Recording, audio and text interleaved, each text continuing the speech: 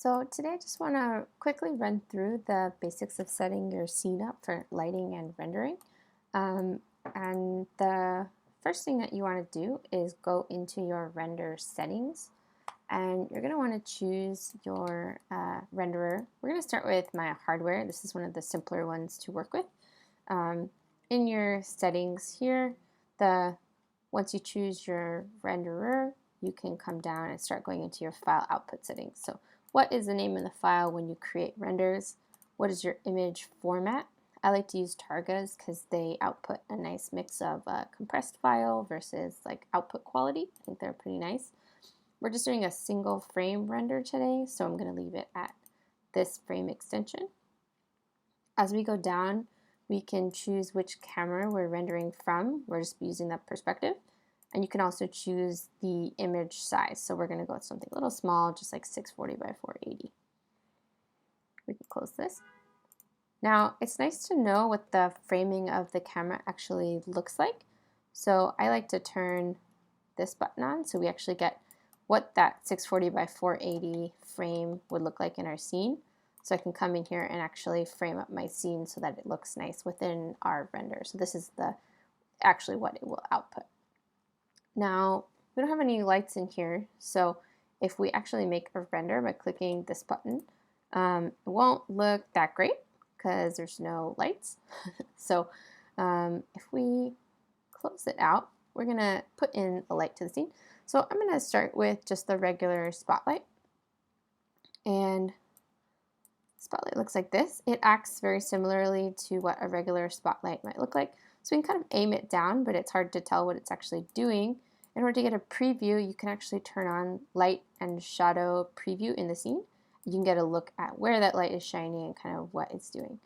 So all the different types of lights have their own settings, but if we look, they all have a few basic things in common. One is the color, so is the light just white, or are we doing like yellow light, green light, right? White light. You can also choose the intensity. This is the brightness of the light. And the decay. So as the light moves away from the light source, does it fall off? Does it get darker? Is it quadratic? Is kind of like realistic, how light fades into space. If you want to do more realistic light fading, you're going to want to, as it fades, you're going to want to up the brightness so that you can actually see it. So we up this intensity, and that makes it able to see. It might look like we've maxed it out at 10, but you can come in here and type a bigger number.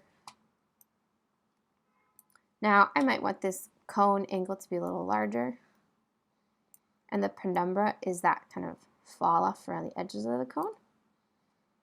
And let's take a look at this now that we actually have some lighting. All right, pretty cool.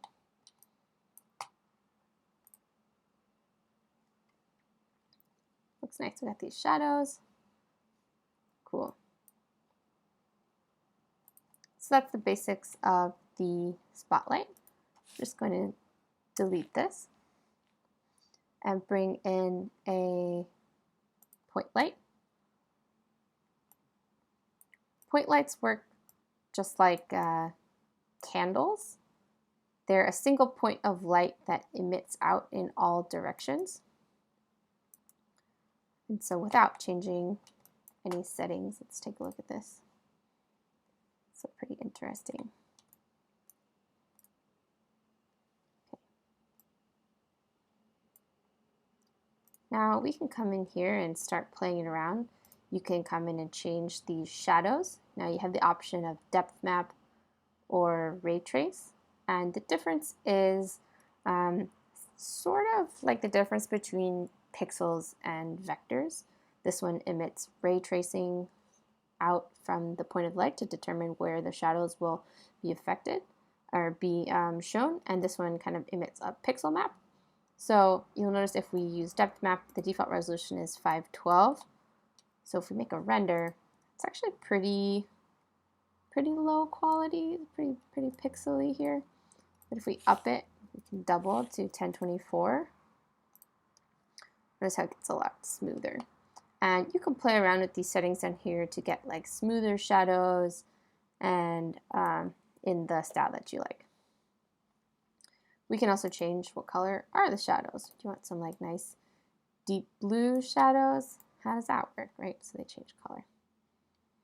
We can get some decay. If we want decay, we should up our brightness, right? Then you can get some kind of pretty cool stuff. If we close this. The next light is the directional light. This works basically like how the sun works. It's this one huge point of light coming from so far away, the light is just traveling in one direction. So that's kind of the basics of the directional light. So if you're doing an outdoor scene, typically this is the light that you would use. All the same kind of settings on this. We have the color, the intensity, and we can go down and choose the type of shadows that we want.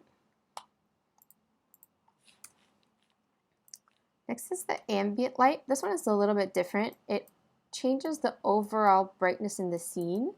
It's like the base level of brightness. You might have noticed that in some of these other ones, we are still getting some pretty dark shadows. But what if it's like kind of middle of the day and it never really actually gets that dark? So you can use the ambient light to very gently kind of up the overall brightness. I always like to start this with like a pretty low value, like a 0.2 kind of to start with.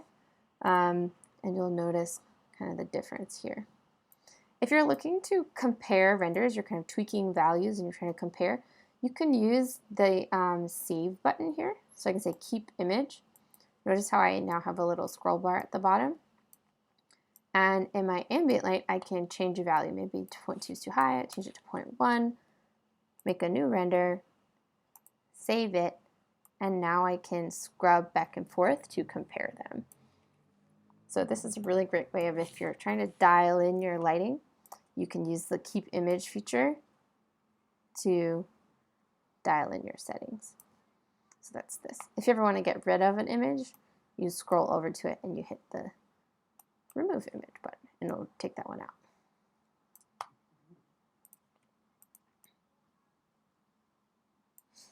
Okay.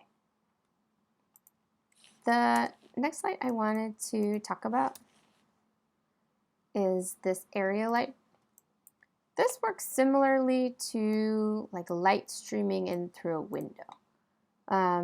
The interesting thing about this that's different than the other lights is that this is the only one where if you increase the size of the light, it increases the brightness. All the other ones, it will remain the same. So this one, the bigger the light, the bigger the brightness. The other ones do not work like this.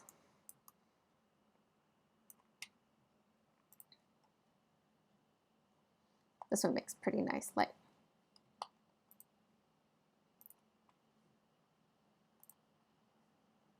You can get some great mood light by changing the color of the light. It's really nice.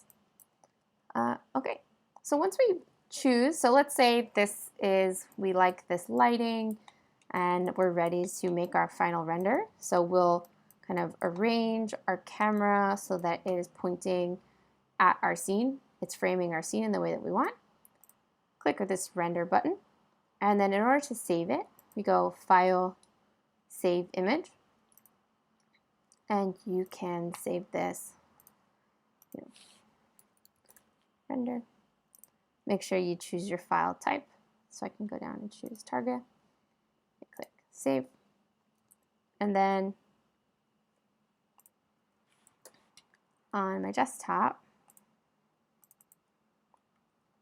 I now have a picture saved that I can use in other file formats.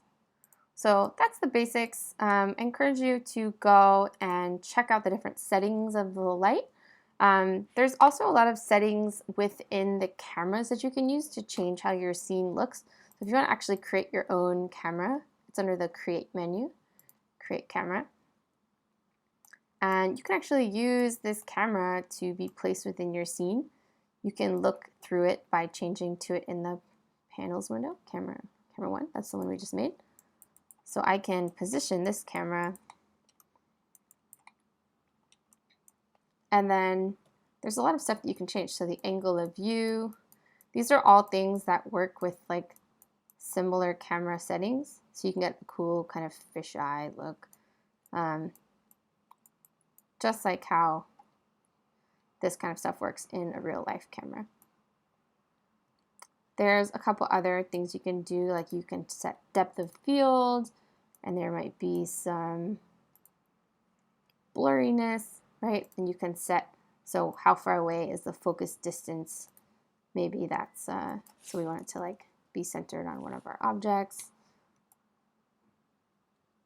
So we can actually have it focus on one of our objects and have the background be blurry. This can be really interesting. You can also set what the background color of the camera is. So if we look in the background here, it's black, but you could make the background pink. And then you'll notice this area. So when there's nothing, it will be pink. You may or may not want to do that. Let's see. I think that, yeah, you can dig in further here. You can also link in images if you want. If you want to have a background image kind of attached to the camera. But yeah, so that's the basics of setting up a scene for rendering, and creating lights, and playing with a camera.